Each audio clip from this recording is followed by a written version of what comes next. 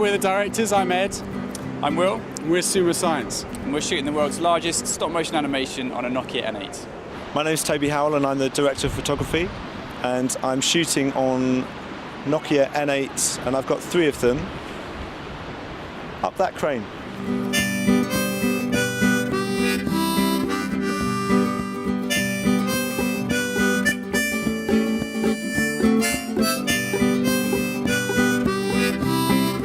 So after shooting the world's smallest stop-motion film, our brief was to shoot the world's largest stop-motion film. So the story is man catches fish, man becomes bait for bigger fish, man gets swallowed by bigger fish, man accidentally sets off chain reaction and gets spat out of bigger fish.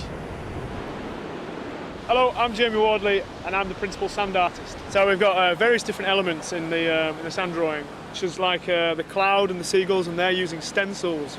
A piece of plastic comes on that's got the shape of a bird in it, and they rake around it a little bit, and then they lift the stencil up and you've got like a perfect bird. And then with the sea, there's like the centre line, it's got 2 lines either side of it, and then we literally just draw in between. But for every frame the sea has to move. So we rub out the line, then we redraw it. Hiya, I'm Todd, I'm the pixelation artist. In this I play the fisherman. The pixelation artist is a human puppet, essentially. We could have used a puppet inside our costume, but it's much easier having naturalistic human joints, and we just get in there and basically move them as if they're a puppet. That over the course of the next 16 hours, we'll do about 20 seconds of actual screen time. With all these bodies here all scurrying around, the time-lapse cameras will show this amazingly as the whole thing develops. It's like a sort of amoeba that stretches and closes, and each time it moves away, just a little bit has changed.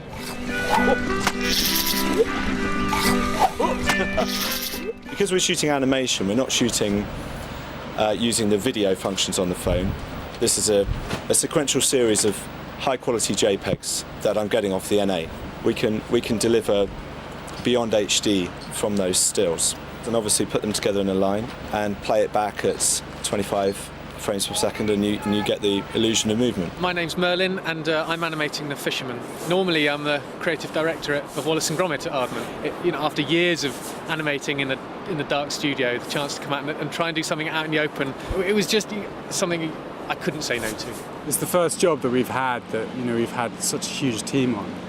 Usually it's me and Will in the studio in a tiny unit where we're kind of just, it's just us. We control everything. My job has been to make it happen. We're obviously used to shooting indoors in a dark studio for 3 weeks, so to shoot for 5 days on a beach is completely different and needs a complete rethink for kit and crew. If someone said to you, come and do animation outside, you're going to be stupid. But I think that's a wonderful thing about this, is that we're attempting something that shouldn't really be possible.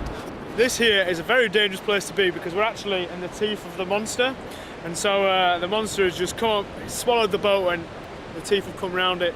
So the darker areas here are where the gaps in between the teeth are, and then the lighter areas are where the teeth are as well. But just to give it a little bit of shading, we've got this kind of like light raking on the left side. We've just got it, as you can see, we've just got the shot just before the sea came in. I'm Egg, and I'm camera assistant, or phone assistant in this case. We've got 3 phones rigged up in a cherry picker behind us, and I'm controlling them down in the van and capturing the images. I'm using a Bluetooth keyboard to control the camera. I've also got a video feed to 3 monitors here, 1 for each camera, so I can view what I'm shooting and what they're looking at.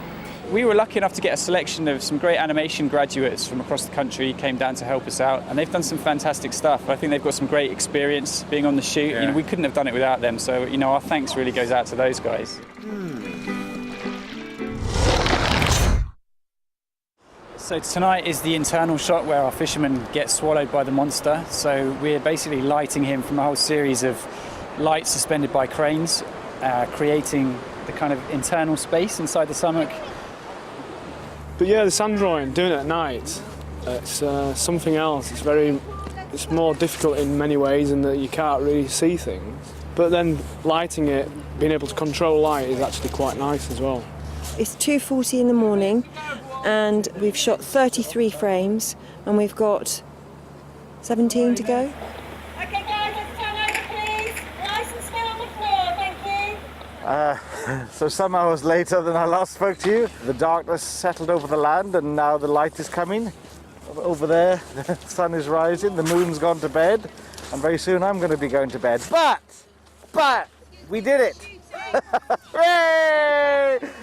The fisherman has been blown out, and finally, I'm back to me.